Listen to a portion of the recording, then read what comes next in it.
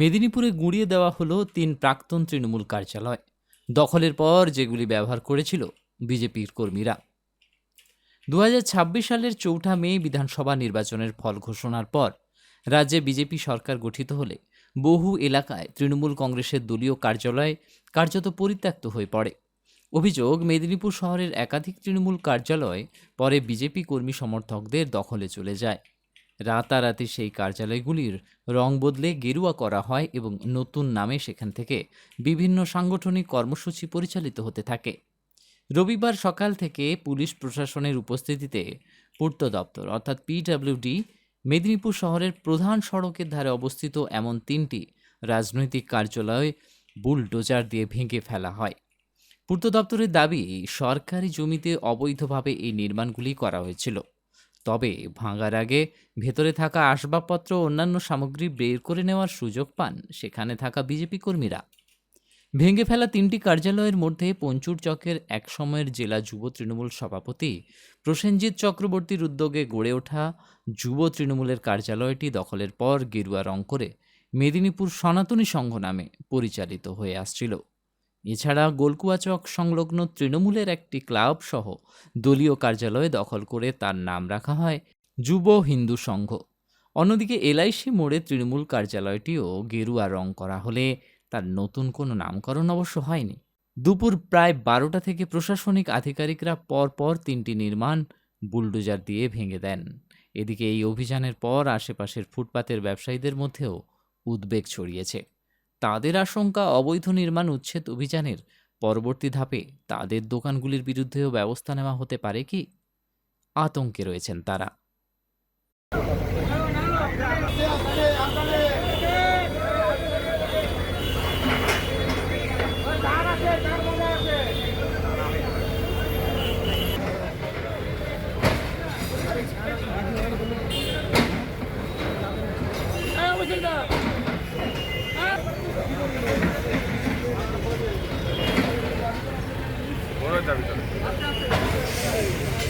আমরা দেখলাম আজকে যে মেদিনীপুর টাউনে এটা তৃণমূলের একটা পার্টি অফিস ছিল, মানে যেখান থেকে নানা রকম একসময় অসামাজিক কাজকর্ম পরিচালনা হতো।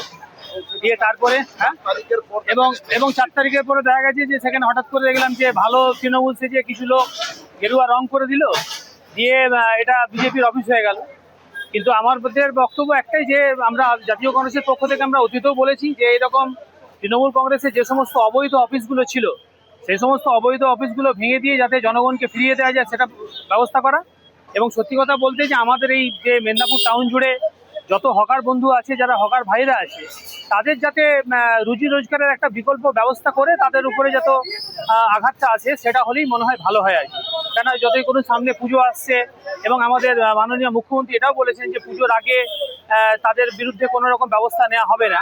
কিন্তু আমাদের জাতীয় কংগ্রেসের পক্ষ থেকে যেটা আমরা আপনাদের মাধ্যমে প্রশাসনের কাছে আবেদন করছি, যে অন্তত আমাদের মেদিনীপুরে যে সমস্ত হকার ভাইয়েরা আছে তাদের অন্তত একটা বিকল্প পুনর্বাসনের ব্যবস্থা করে যাতে এই তাদেরকে জায়গা থেকে উঠতে হয়। এটা আপনার কি দোকান আছে?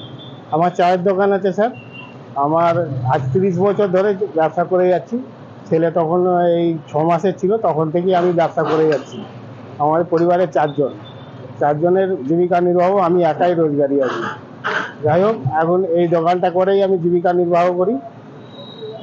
দোকানটা যদি ভেঙে দেয় তাহলে আমার খুবই উপায় নেই। তবে মাননীয় মুখ্যমন্ত্রীর কাছে আমার আবেদন, কিছু একটা ব্যবস্থা করে দিলে ভালো হয়।